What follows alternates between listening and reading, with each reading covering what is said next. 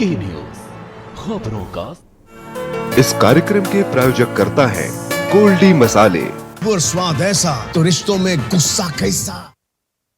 इस कार्यक्रम के प्रायोजक करता है कमला पसंद, अनोखा स्वाद।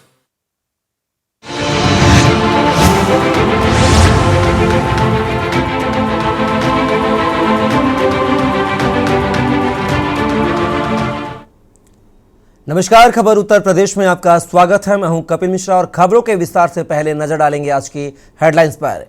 यूपी विधानमंडल बजट सत्र के दूसरे दिन भारी हंगामे के आसार। विपक्ष फिर सरकार को घेरेगा।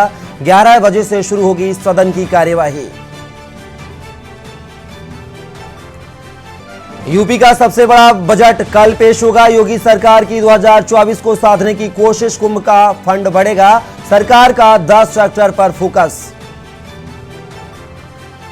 सपा की प्रदेश इकाई और फ्रंटल संगठनों में दिखेगा बदलाव। 2 दौर की हो चुकी कसरत। नए नामों पर भी विचार।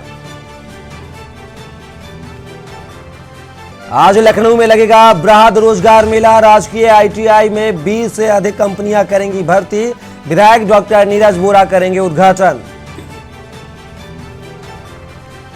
नीति आयोग के नए सीईओ बने वीवीआर सुब्रमण्यम। 2 साल की अवधि के लिए सुब्रमण्यम की नियुक्ति। परमेश्वरम अय्यर को वर्ल्ड बैंक की मिली जिम्मेदारी। और अब्बास अंसारी के गुर्गों की गिरफ्तारी को लगाई गई एसटीएफ। चित्रकूट से लेकर पूर्वांचल तक बिछा रही है जाल। आप देख रहे हैं की न्यूज खबरों का सारथी। और उत्तर प्रदेश की खबरों के बीच खबर मध्य प्रदेश के रतलाम से है, जहां पर रतलाम में दर्दनाक हादसा हुआ है। बाइक ट्रैक्टर से टकराई है। खबर रतलाम से आपको बता रहे हैं, जहां पर बाइक ट्रैक्टर से टकराई है। एक नाबालिग सहित 3 की मौके पर मौत। बाइक पर सवार थे तीनों मृतक। रतलाम में दर्दनाक हादसा। बाइक ट्रैक्टर से टकराई। एक नाबालिग सहित 3 की मौत। बाइक पर सवार थे तीनों मृतक। रतलाम में दर्दनाक हादसा। बाइक ट्रैक्टर से टकराई। एक नाबालिग सहित 3 की मौत। बाइक पर सवार थे तीनों मृतक। रतलाम में दर्दनाक हादसा। बाइक ट्रैक्टर से टकराई। एक नाबालिग सहित 3 की मौत। बाइक पर सवार थे तीनों मृतक। रतलाम में दर्दनाक हादसा। बाइक ट्रैक्टर से टकराई। एक नाबालिग सहित 3 की मौत। बाइक पर सवार थे तीनों मृतक। रतलाम में दर्दनाक हादसा। बाइक ट्रैक्टर से टकराई। एक नाबालिग सहित 3 की मौत। और इस खबर पर हमारे साथ रतलाम से संवाददाता राहुल जुड़ गए हैं। राहुल, सड़क हादसे में एक नाबालिग सहित 3 की मौत का मामला सामने आया है, क्या कुछ जानकारी? जी बताना चाहूंगा मैं, रतलाम जिले के सेलाना थाना अंतर्गत में मामा के घर से मिलकर एक ही बाइक पर सवार होकर वापस अपने घर लौट रहे थे 3 दोस्तों की बाइक और ट्रैक्टर से भिड़ंत हो गई। बाइक पूरी तरह से क्षतिग्रस्त हो गई, ट्रैक्टर में फंस गई और स्पॉट पर तीनों दोस्तों की मौत हो गई है, जिसके बाद देर रात की घटना पूरी बताई जा रही है। घटना के बाद जैसे ही पुलिस प्रशासन को इसकी जानकारी मिली तो सेलाना थाना प्रभारी महेश बल के साथ में मौके पर पहुंचे और तीनों दोस्तों को ट्रैक्टर में फंस गए थे, तीनों को बाहर निकाला गया। बाद में 108 एम्बुलेंस को बुलाया गया, तीनों के शव को एम्बुलेंस में डालकर जिला अस्पताल भेजा गया, जहां पर अभी पीएम होगा। पीएम होने के बाद में तीनों के शव को अपने परिजनों के सुपुर्द किया जाएगा। जी राहुल, तमाम जानकारी को साझा करने के लिए बहुत बहुत शुक्रिया आपका। तो खबर रतलाम से आपको बता रहे हैं, जहां पर बाइक सवार 3 दोस्तों की मौत हुई है। फिलहाल वक्त एक ब्रेक का, जल्द लौटेंगे। आप बने रहिए के न्यूज के साथ। आप देख रहे हैं के न्यूज, खबरों का सारथी। ब्रेक के बाद पुनः आपका स्वागत है और आप खबरों में बात करेंगे यूपी बजट की। जी हां, यूपी विधानमंडल बजट सत्र का आज दूसरा दिन है। आज का भी दिन हंगामेदार रहने के आसार हैं। खबर लखनऊ से, आज का दिन भी हंगामेदार रहने के आसार। विधानमंडल में विपक्ष फिर सरकार को घेरेगा। कल योगी सरकार पेश करेगी अपना बजट। खबर लखनऊ से, जहां पर यूपी विधानमंडल बजट सत्र का आज दूसरा दिन। आज का भी दिन हंगामेदार रहने के आसार। विधानमंडल में विपक्ष फिर सरकार को घेरेगा। कल योगी सरकार पेश करेगी अपना बजट। खबर लखनऊ से है, जहां पर यूपी विधानमंडल बजट सत्र का आज दूसरा दिन। आज का भी दिन हंगामेदार रहने के आसार। विधानमंडल में विपक्ष फिर सरकार को घेरेगी।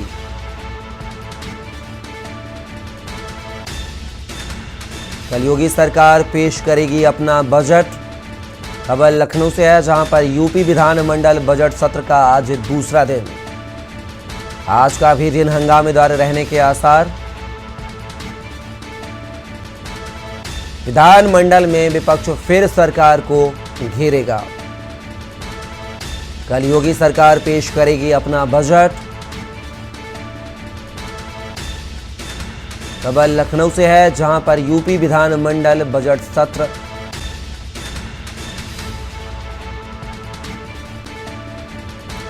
आज का भी दिन हंगामेदार होने जा रहा है। सत्र में ऐसा पहली बार होगा, अखिलेश शिवपाल एक साथ बैठेंगे। आजम परिवार से कोई सदस्य नहीं।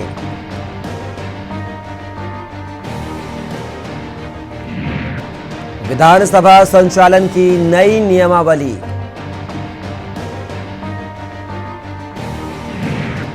वर्चुअली जानकारी के लिए डिजिटल गैलरी।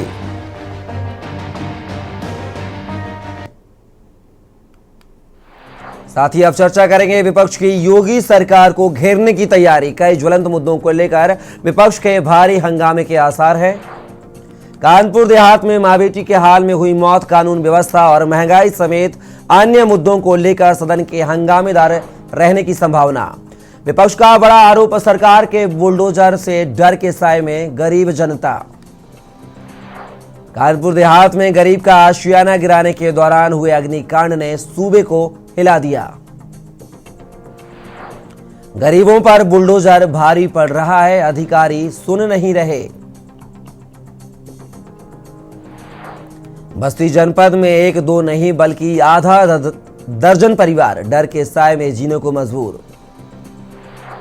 बस्ती मुख्यालय से 35 किलोमीटर दूर बभनान नगर पंचायत के वार्ड नंबर 3 पटेल नगर के रहने वाले 5 परिवारों के आशियाने पर खड़ा हो रहा संकट।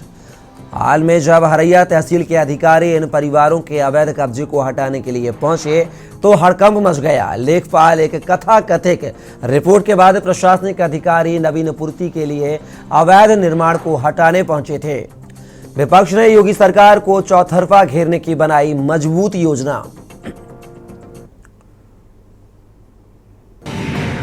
बजट में क्या कुछ खास होगा, उस पर भी नजर डाल लेते हैं। योगी सरकार का अब तक का सबसे बड़ा बजट होगा, 7 लाख करोड़ का बजट होगा। यह महिलाओं किसानों को बजट में तरजीह। युवाओं को मुफ्त में टैबलेट बांटने के लिए भी प्रावधान। स्टार्टअप नीति को बढ़ावा देने पर रहेगा फोकस।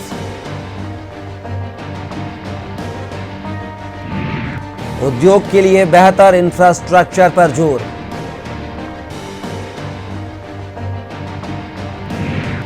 सीएम सड़क सुधार योजना के लिए बड़ा बजट।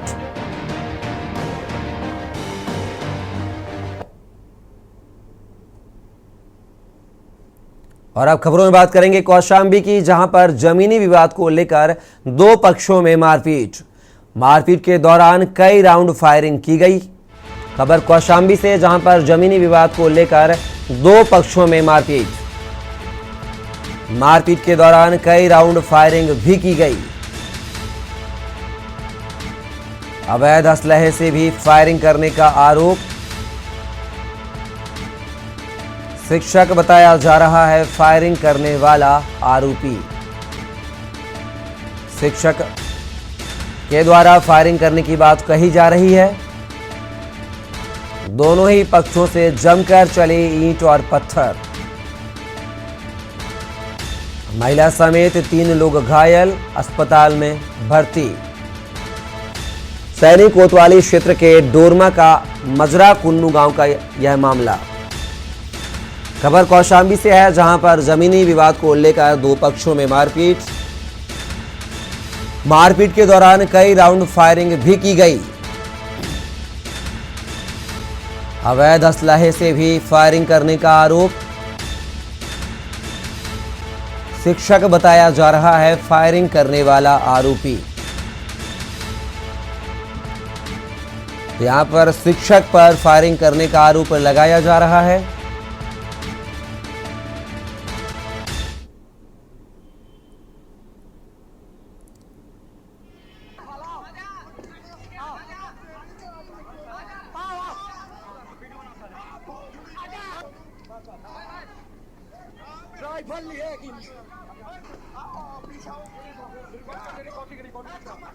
ये तस्वीरें कौशांबी की हैं, जहां पर दो पक्षों में जमीनी विवाद को लेकर जमकर ईंट और पत्थर चले, साथ ही यहां पर फायरिंग भी की गई है। बताया जा रहा है कि अवैध असलहे का उपयोग भी यहां पर फायरिंग के लिए किया गया था और शिक्षक पर तमाम आरोप लग रहे हैं फायरिंग करने के।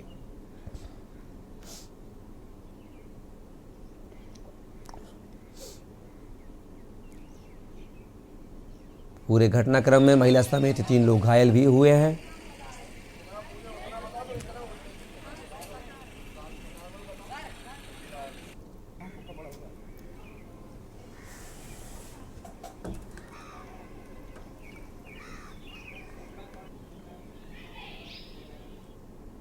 और इसी बीच खबर उन्नाव से आ रही है, जहां संदिग्ध परिस्थितियों में फांसी से लटका मिला महिला का शव। महिला की मौत की सूचना पर मचा हड़कंप। हत्या कर शव लटकाया जाने की आशंका। मौके पर पहुंची पुलिस तफ्तीश में जुटी। महिला अपनी बेटी के साथ रहती थी परिवार से अलग। महिला का पति विदेश में रहकर करता है नौकरी। पुलिस ने शव को पोस्टमार्टम के लिए भेजा। चमियानी मजरा अंगनू आखेड़ा गांव का यह पूरा मामला। खबर उन्नाव से, जहां पर संदिग्ध परिस्थितियों में फांसी पर लटका मिला महिला का शव। महिला की मौत की सूचना पर मचा हड़कंप। हत्या कर शव लटकाए जाने की आशंका। मौके पर पहुंची पुलिस तफ्तीश में जुटी। महिला अपनी बेटी के साथ रहती थी परिवार से अलग। महिला का पति विदेश में रहकर करता है नौकरी। यानी कि मजरांगनू खेड़ा में एक महिला उसकी हत्या हुई है। इसकी डेड बॉडी को पोस्टमार्टम के लिए भेज दिया गया है। मामले में एफआईआर पंजीकृत किया जा रहा है और शीघ्र ही जो इसमें अभियुक्त है उसको गिरफ्तार करके जेल भेजा जाएगा। अब तक की जांच में क्या पता चला है? अभी तक की जांच प्राथमिक अभी स्टेज पे है, अभी कुछ कहना संभव नहीं है।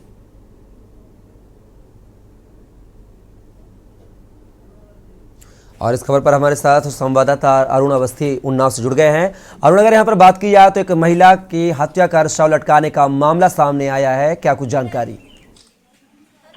बिल्कुल, जिस तरीके से पूरा मामला पूर्वा कोतवाली क्षेत्र के चमियानी के मजरा गंगवा खेला गांव का है, जहां के विषय में बताया जाता है कि महिला जिसका पति विदेश में नौकरी करता और महिला अपने घर में अपनी छोटी सी बच्ची के साथ अकेली रहती है और वो अपने घर पर घर के अंदर ही इसका शव लटका हुआ मिला है और गला दबाए जाने की आशंका भी इसमें जताई जा रही है।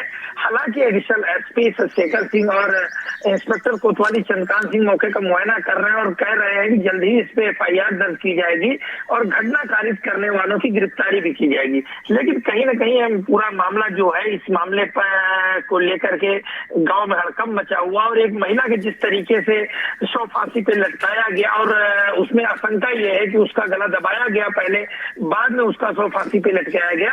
ये पुलिस के लिए चुनौती भी है और इस केस को खोलना भी पुलिस के लिए चुनौती है। लेकिन अगर पुलिस की बात करें तो पुलिस का साफ कहना है कि जल्द अभियुक्तों की गिरफ्तारी की जाएगी। अरुण, पूरे मामले को लेकर क्या कोई सीसीटीवी फुटेज या कुछ अब तक सुराग लग पाया पुलिस को? बिल्कुल, अगर बात करें तो गांव का मामला होने के चलते सीसीटीवी जैसी कोई ऐसी स्थिति सामने नहीं आई है, लेकिन पुलिस का यह साफ स्पष्ट कहना है कि कई ऐसे तथ्य जांच में सामने आ चुके हैं जिसके आधार पर हम अभियुक्तों की गिरफ्तारी करेंगे। लेकिन अगर बात करें तो अभी तक किसी भी तरीके की कोई गिरफ्तारी नहीं हुई है। वही महिला के शव को पोस्टमार्टम के लिए भेज दिया गया है और जांच की बात पुलिस कह रही है। चलिए अरुण, पूरे खबर पर आप नज़र बनाए रखेगा। फिलहाल आप हमारे साथ जुड़े, तमाम जानकारी साझा की उसके लिए बहुत बहुत शुक्रिया। तो फिलहाल यहाँ रुकेंगे एक छोटे से ब्रेक के लिए। आप देख रहे हैं ब्रेक के बाद आपका स्वागत है और सीधा देखते हैं कि राष्ट्रपति द्रौपदी मुर्मू क्या कुछ कह रही हैं। चलिए सुन लेते हैं।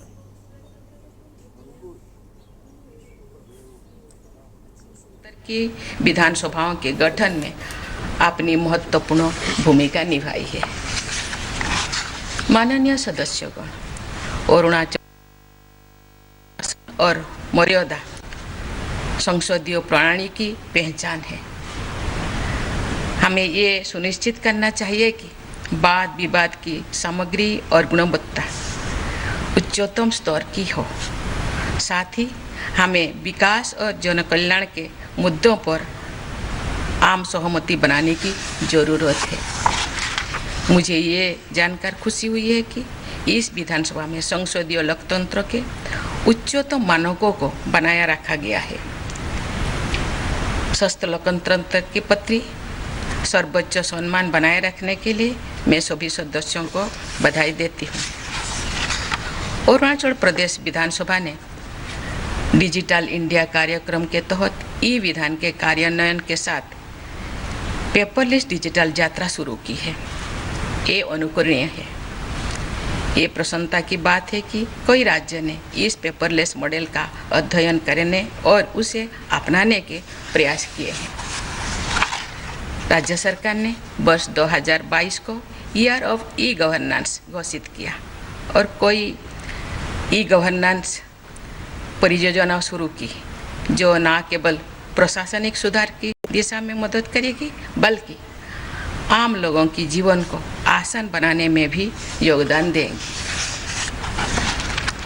ये कथन सर्वथा सत्य है कि ज्ञान बढ़ने से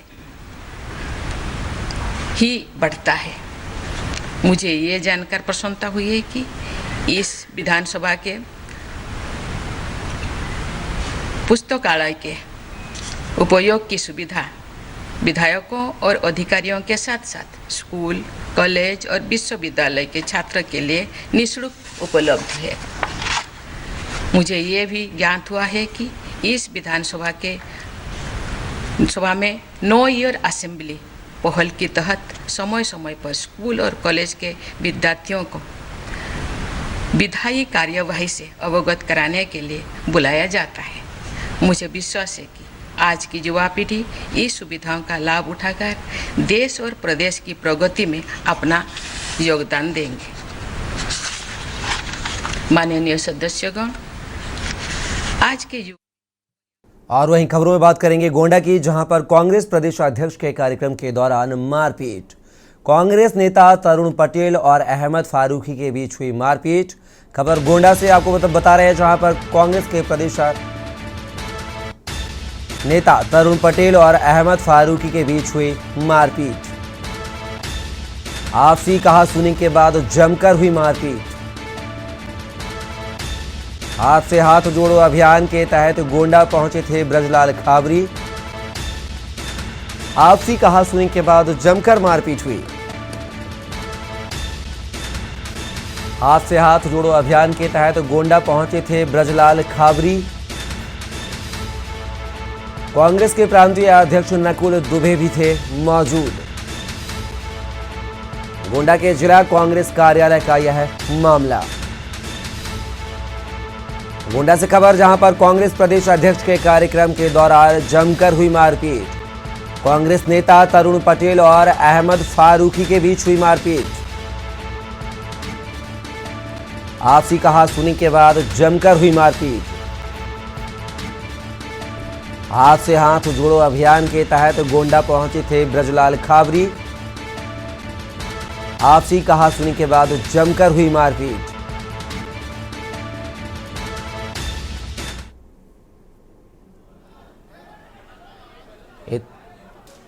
इस खबर पर हमारे साथ गोंडा से संवाददाता राजेश शुक्ला हमारे साथ जुड़ गए हैं। राजेश, यहां पर कांग्रेस कार्यालय की तस्वीरें बयां कर रही हैं कि कांग्रेस में सब कुछ ठीक नहीं है। दो नेता जो हैं कांग्रेस के आपसी झगड़ा करते हुए दिखाई दे रहे हैं। क्या कुछ जानकारी और झगड़े की क्या कुछ वजह मानी जा रही है? जी, आपको बता दूं कि कल जनपद गोंडा में कांग्रेस के प्रदेश अध्यक्ष वहां पे आए थे, जिसमें हाथ से हाथ जोड़ो अभियान के तहत कांग्रेस प्रदेश अध्यक्ष ब्रजलाल खाबरी पहुंचे थे, जिसमें कांग्रेस के प्रांतीय अध्यक्ष नकुल दुबे टीम के साथ मौजूद थे। उसी समय वहां पे दो नेताओं में, जिला कांग्रेस का कार्यालय, वहां पे दो नेताओं के बीच यानी कांग्रेस के नेता तरुण पटेल और अहमद फारूकी के बीच मारपीट शुरू हो गई, जिसके बाद कांग्रेस के जो अध्यक्ष उन्होंने दो लोगों को गिरफ्तार कराकर मामले को शांत कराया। और पूरे मामले को लेकर अगर बात की जाए तो प्रदेश अध्यक्ष का ब्रजलाल खाबरी का या नकुल दुबे का क्या कहना है कि कांग्रेस की जो अंतर कलह है वह अब सामने आने लगी है? सर, इस मामले पर नकुल दुबे या प्रदेश अध्यक्ष से बात करने की कोशिश की गई तो उन्होंने मीडिया के सवालों से किनारा काटते हुए किसी प्रकार का कोई बयान नहीं दिया, जिससे यह साफ जाहिर होता है कि कांग्रेस एक तरफ जहां पे हाथ जोड़ो अभियान शुरू कर रही है, तरफ जहां राहुल गांधी ने पदयात्रा निकाली, उसके बावजूद भी जब कांग्रेस के नेताओं के बीच आपसी तालमेल नहीं तो फिर कांग्रेस की पदयात्रा या हाथ से हाथ जोड़ो यात्रा का क्या मायने रखता है? जब कांग्रेस नेता आपस में टकरार करते हैं तो फिर इस तरह की यात्रा करने से या हाथ से हाथ जोड़ो अभियान का संचालन करने से क्या फायदा? क्योंकि पहले कांग्रेस अपने संगठन के बीच जो टकरार है, जो लोगों में मारपीट की भावना हो जाती, पहले उसको कांग्रेस सही करे, फिर यह हाथ से हाथ जोड़ो और जो राहुल गांधी के कोई भी पद यात्रा हो या हाथ से हाथ जोड़ो यात्रा हो तब इसका संबंध किया जाए। क्योंकि पहले कांग्रेस के अंदर जो भीतर घाट है, पहले अपने उस भीतर घाट को सही करे और जो उनके स्थानीय नेता हैं या जो प्रदेश अध्यक्ष है खाबरी जी, उनकी मौजूदगी में और जो प्रांतीय अध्यक्ष नकुल दुबे जी, उनकी मौजूदगी में जब कांग्रेस के नेताओं ने आपस में मारपीट किया तो इससे संदेश जाता है कि कांग्रेस में अंदर से कुछ भी तरह का कोई ठीक नहीं है। बिल्कुल, ये तस्वीरें बयां कर रही हैं राजेश। कहीं ना कहीं फिलहाल आप हमारे साथ जुड़े, तमाम जानकारी साझा की उसके लिए बहुत बहुत शुक्रिया। तो आपको बता दें, कोई यह पहला मामला नहीं है जहां गोंडा में दो कांग्रेसी नेताओं के बीच